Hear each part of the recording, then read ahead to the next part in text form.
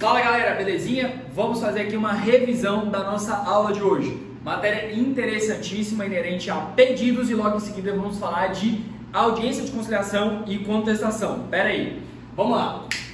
Primeiro ponto de pedido, na nossa última aula nós falamos da diferença de pedido imediato e imediato. Imediato, pretensão voltada ao Estado, imediato, pedido material, mérito da questão. Logo em seguida a gente precisa complementar que o pedido precisa ser certo e determinado. A quem se aproveita? O que eu busco? Então eu tenho que trazer todas as variáveis para que o pedido possa ser atendido dentro da sua integralidade. Por isso, certo e determinado.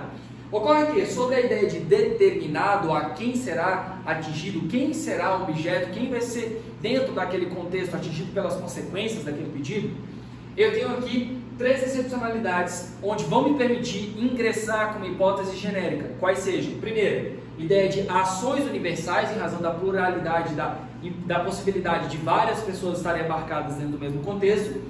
Ações onde eu preciso de apuração de instrumento de demais variáveis ao longo do processo, ou aquela que eu preciso necessariamente da parte requerida de apresentar alguma coisa para que eu possa entender qual é o objeto. Então pense na ideia de exigir contas. Procedimento bifásico. Primeiro momento eu quero, preste as contas. Opa! Não deu certo. Tem aqui o que? Um equívoco, uma locupletação. Colocou no bolso. Uma ideia de apropriação indevida daquele valor. Nesse caso, uma vez que é apurado essa condição, eu tenho um segundo momento que é a ideia de reparação do dano.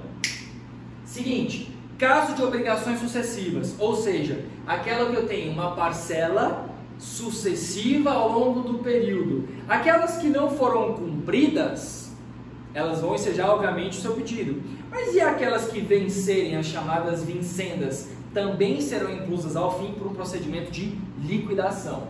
Bem, é lícito a parte cumular, ou seja, trazer mais de um pedido? Sim. Então você pode pedir na mesma ação danos materiais, danos morais e lucros cessantes. Você pode fazer isso. Você pode pedir um divórcio, alimentos, você pode pedir guarda, porque esses procedimentos permitem a acumulação de pedidos.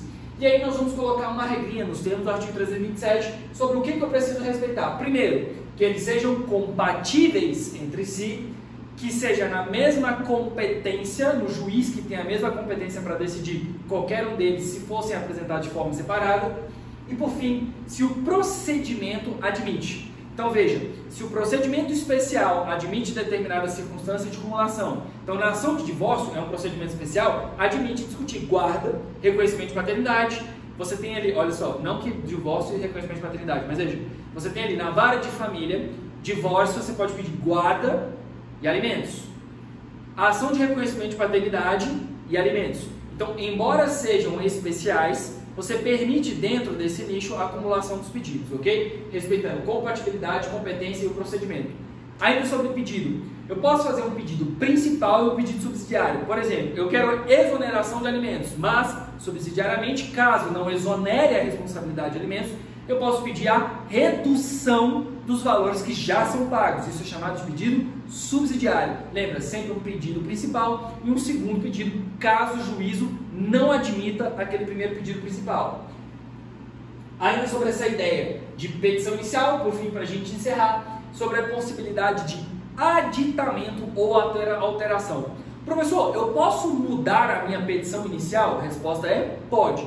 Você só vai ter que verificar algumas coisas. Primeiro, se houve a citação da parte, se ela é posterior à citação, você pode mudar a sua inicial, pode mudar seu pedido, sua causa de pedir? Pode, mas vai depender da anuência da parte contrária, ou seja, ela tem que consentir com aquilo.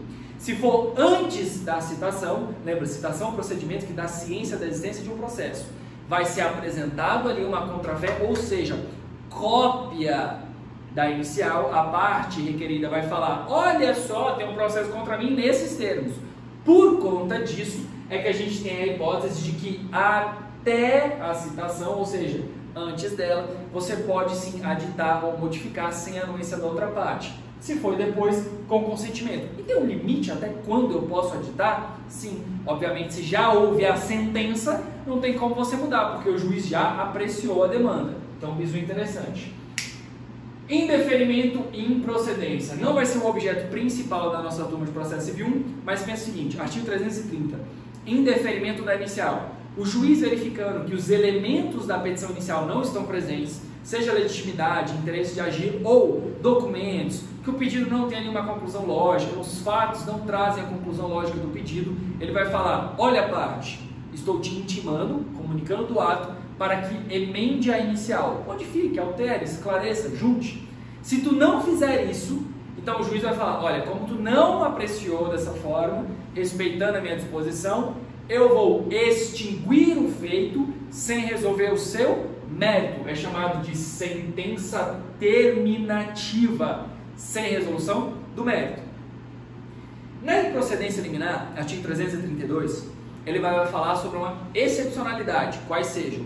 Nós vamos falar sobre uma demanda que confronte incidente de resolução de demanda repetitiva, incidente de assunção de competência, recurso repetitivo, súmula dos tribunais superiores, súmula de tribunal local sobre o direito local. Professor, preciso saber disso para processo civil 1? Não, calma, isso é matéria mais clássica de processo civil 2. Mas a ideia é você pensar o seguinte: em procedência liminar, o juiz vai receber a petição e vai falar: opa, está indo contra um entendimento vinculante.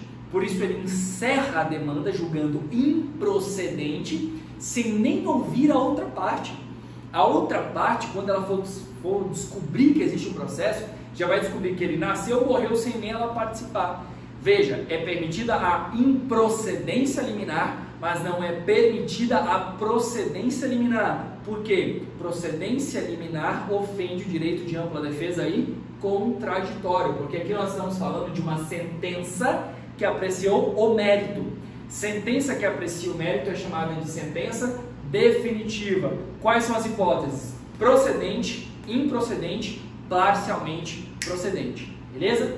Do momento. Bem, perdão. Depois do 332, nós vamos falar de audiência de conciliação. Regra geral do nosso ordenamento jurídico vai ter audiência de conciliação. Beleza? Então o artigo 3º do CPC, dentro da nossa ideia de princípios, dentro da base, diz que a ideia é que devem ser estimuladas as formas de resolução de conflito, dentre elas a audiência de conciliação. Então, a regra geral tem audiência de conciliação. Tem como dispensar? Sim, se o autor na sua inicial, bem como todos os demais do polo passivo, se manifestarem dentro do prazo legal falando que não desejam realizar, ou se o direito não admitir composição. Então, professor, como que eu vou identificar esse prazo? Simples. 334 vai colocar a regra do 30, 20 e 10. 30 dias de antecedência para marcar a audiência, 20 dias de antecedência da data marcada para citar e 10 dias antes da audiência que as partes se manifestem sobre a não realização da audiência. Então, as partes do polo passivo, você vai ter ali até 10 dias antes da audiência para se manifestar sobre a não realização da audiência de conciliação. Se tiver pluralidade de partes e uma delas quedar silente, ou seja, não falar nada, vai ter audiência. Se todas elas se manifestarem, só que em momentos distintos, qual é a consequência? Que na hora da apresentação da defesa, cada uma vai ter uma contagem de prazo de acordo com o termo da sua manifestação, lembrando da regra dos 10 dias, ok? Bem, sobre a questão de não ir à audiência de conciliação, tem alguma implicação? Sim, ato atentatório à dignidade da justiça, multa de 2% sobre o valor da demanda, até 2% do valor da demanda. Tenha em mente o seguinte: se tiver um motivo de causa maior ou um motivo relevante, justificável, você pode pedir a não aplicação, justamente em decorrência daquela circunstância. Engarrafamento não é a causa maior, viu? É acidente, é alguma coisa de hospital, alguma coisa nesse sentido, aí ok, é justificado. Atraso é porque tu saiu tarde demais. Veja, como que funciona o procedimento? Pregão não é uma regra universal, mas tem-se o seguinte: inicialmente busca-se ali fazer o pregão chamando as partes para que integrem a audiência de conciliação. Primeiro pregão. Se as partes não estiverem lá, vai acontecer um segundo pregão normalmente 15 minutos depois, ok? A agenda entre as audiências, de acordo com o Código de Processo Civil, diz que tem que ter ali um gap, uma distância de 20 minutos entre elas, justamente já pensando no segundo pregão, ok? Contestação. Vou desacelerar e vamos com calma. A contestação, turma, é a peça defensiva da parte requerida. O prazo para apresentar a contestação é de 15 dias. E aqui você tem que decorar já o seguinte: contestação é o momento de defesa. E se tu não apresenta a defesa, tu pode incorrer na chamada preclusão, ou seja, aí a gente vai dar um saltinho. Artigo 336. Toda matéria de defesa deve ser apresentada no momento da defesa, sob pena de preclusão, ou seja, perda de oportunidade. Camarão que dormiu, a onda levou. Então, nesse caso, tu vai ter em mente que é a peça defensiva, exercício da ampla defesa contraditório. Se tu não apresentar toda a matéria defensiva no momento oportuno, você pode perder a oportunidade de apresentar a sua eventual defesa. Bem, como que conta o prazo para a defesa? Serão 15 dias úteis, professor. Top, mas a partir de quando? Então vamos estabelecer algumas regrinhas. Se não teve a audiência de conciliação, porque o direito não admite a audiência de conciliação, vai ser da data da juntada do mandado de citação ao processo. Ok? Se teve audiência de conciliação, restou infrutífera, no dia seguinte à audiência de conciliação, inicia a contagem do prazo para apresentação de contestação. Professor, se tem pluralidade de partes, um litisconsórcio, se tiver um litisconsórcio, da data da juntada do último mandado de citação, se não tiver audiência de conciliação por impossibilidade de fazê-la, o direito não admitir. Professor, mas foi aquela ideia de múltiplas partes, várias pessoas no polo passivo, vários requeridos, e cada uma delas se manifestou sobre a não realização da audiência de conciliação. Aí eu vou analisar a individualidade da manifestação. Ok? Bem, JEC, Juizado Especial. Isso daqui não é uma regra universal, vou falar do Distrito Federal, onde a seguinte hipótese é aplicada. No Juizado Especial, depois da audiência de conciliação, o autor tem 2 dias para a juntada de novos documentos, a parte contrária requerida terá 5 dias para a contestação e depois o autor tem 2 dias para a réplica. Então, no Distrito Federal, JDFT aplica da regra 252, ok? Restrito ao DF. Bem, o princípio da eventualidade, veja que eu já comecei falando dele, que é justamente toda matéria de defesa deverá ser apresentada no momento da defesa sob pena de preclusão. Então, se você não apresenta a defesa no momento oportuno, você corre o risco de não poder se defender sobre aquela matéria porque tu não apresentaste no momento devido. Então, ocorre o instituto da preclusão, da perda da oportunidade. O 337, ele vai ser um escopo importantíssimo para você, literalmente, ter como base para as suas teses defensivas. O 337 vai falar de questões preliminares, ou seja, excelência, antes de adentrar o mérito, eu tenho questões aqui que são prejudiciais previamente, que eu preciso verificar antes mesmo de falar quem tem razão no processo. Então vamos começar a falar sobre essas questões preliminares, vai ser um checklist, tanto para a sua matéria de defesa, quanto para as suas hipóteses de recurso. Você vai poder utilizar isso aqui também, porque são teses defensivas. Então vamos analisar. Primeira, nulidade da citação. Teve um vício na citação que gerou uma mácula no processo, contaminou o processo. Incompetência absoluta, aquele juiz não poderia de forma alguma julgar. Incompetência absoluta é matéria de ordem pública, ou seja, qualquer momento ao longo do processo, bem como é possibilidade de ação rescisória que se ventile a tese de incompetência absoluta, porque o juiz não poderia julgar. Incompetência relativa, o juiz não era originariamente aquele que deveria julgar, mas porque as partes não falaram nada, ele foi lá e julgou. Nesse caso, a incompetência relativa, se a defesa não apresentar no momento da defesa, qual seja, contestação, o camarão dormiu, a onda levou. Valor da causa. O valor da causa, turma, ele tem que ser atrelado ali com a ideia do proveito econômico. Se eventualmente o autor colocou errado, você, como requerido, deve fazê-lo corrigir sim. O juízo vai analisar, claro que ele vai analisar. Mas você também, como parte, tem o direito de poder questionar isso. Por quê? Porque ao final, quando falarmos dos honorários, isso daí pode trazer consigo um prejuízo ou modificar, inclusive, se você requerido ganha a ação, o autor não tem que pagar honorários. Vai ser com base no quê? No proveito. Se eventualmente ali os valores estão equivocados, lembre-se disso justamente porque pode interferir sobre a questão do valor das custas, sobre o valor dos honorários. Inépcia. Como a gente falou no 330, a inépcia é a falta de alguma circunstância formal dentro do processo. Um documento, uma representação, alguma coisa nesse sentido. Então a inépcia diz, aquela ação está faltando alguma coisa. E aí você pode suscitar isso como defesa em sede de preliminar. Perempção. Perempção, vai lá no artigo 486, vai dizer o seguinte: se a parte por 3 vezes abandonou o processo e gerou uma sentença terminativa, ou seja, sem apreciar o mérito, houve um abandono, houve uma desídia, um descaso com a demanda, se a parte tentar novamente a mesma ação, que já por 3 vezes foi abandonada e foi extinta sem resolução do mérito, nesse caso você tem um novo óbice. O juízo não vai poder julgar porque houve o quê? A perempção. Mas digamos que o juízo não percebeu, mas você requerido na sua contestação vai falar: opa, excelência, tem a perempção, que o camarada já está aqui zumbando por 3 vezes, e aí nesse caso então o juiz não vai apreciar, ele vai extinguir o feito sem poder apreciar.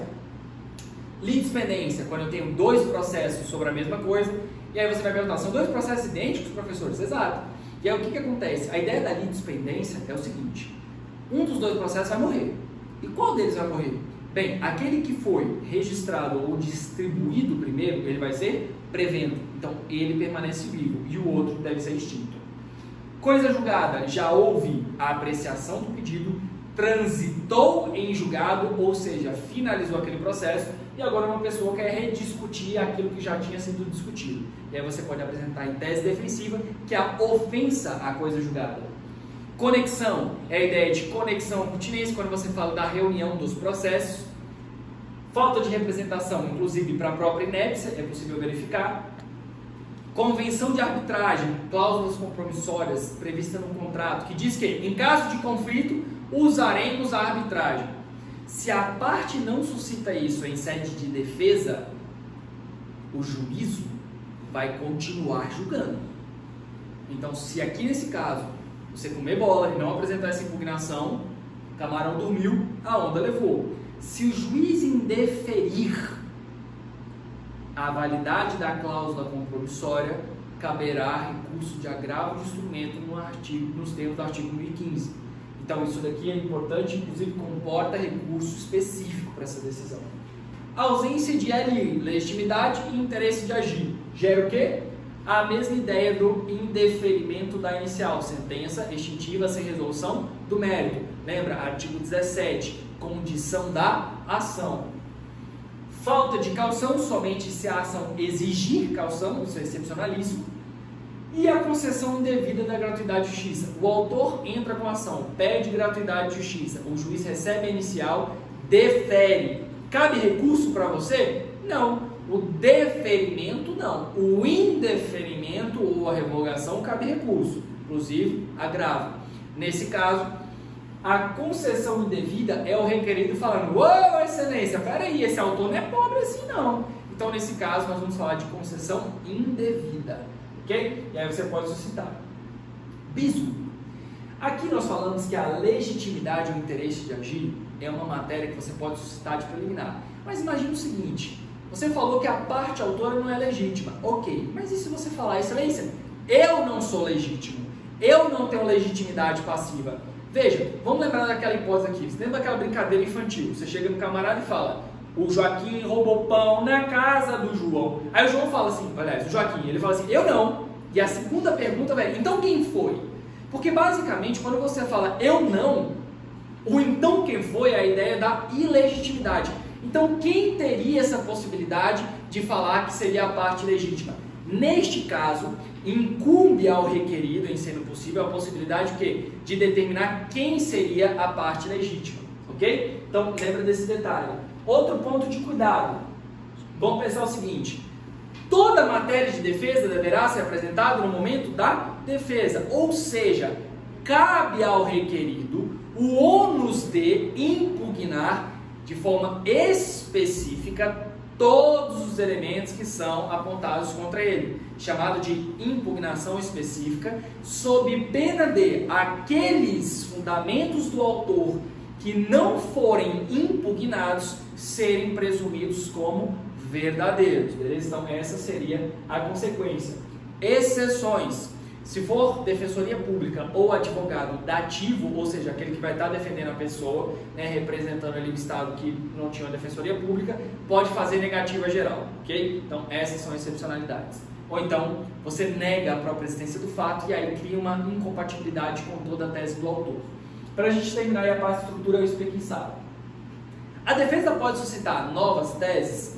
Sim, mas tem uma regrinha para isso. se há uma circunstância de fato ou de direito que é superveniente, ou seja, posterior ao momento da contestação. Presta atenção. Se no momento da defesa toda a matéria de defesa deverá ser arguída, se eventualmente uma prova nova, uma nova circunstância de fato acontece depois, a primeira coisa que você tem que apresentar nessa petição é dizer para o juízo que na data posterior aconteceu determinado evento e por conta desse determinado evento há a possibilidade de defesa. Então acontece alguma coisa posterior, você pode pegar e pedir para o juiz, mas você precisa comprovar que aquela circunstância é posterior. Porque se você não fizer isso, o que acontece? O juiz vai falar, opa, eu não posso verificar isso daqui porque precluiu a sua oportunidade. Ou então o próprio autor vai falar, epa, nesse caso aqui, excelência, não dá. Por quê? Porque essa matéria deveria ter sido apresentada lá atrás, princípio da eventualidade. Toda matéria de defesa deverá ser apresentada no momento da defesa, sob pena de preclusão. Ok? Bem, e a matéria de ordem pública é aquilo que, independentemente do momento processual, ela é tão importante que não fica restrita à manifestação das partes. Ou seja, é a própria verificação da possibilidade de julgar se aquilo ali pode ser julgado ou não. Então vou dar um exemplo de matéria de ordem pública. A parte está discutindo um direito que não é dela, legitimidade, interesse de agir, incompetência absoluta, que não pode julgar de forma alguma, prescrição, o direito estava prescrito, a pretensão estava prescrita, decadência, o direito já decaiu. Então você não pode pegar e entrar porque o direito faleceu. Essa hipótese decaiu, não há mais possibilidade de discussão. Então, nesses casos, são matérias de ordem pública, poderão ser suscitadas a qualquer momento ao longo de todo o processo, ok? Bem, gurizada, então é isso, a gente encerra por aqui, espero que vocês tenham aproveitado e até a próxima.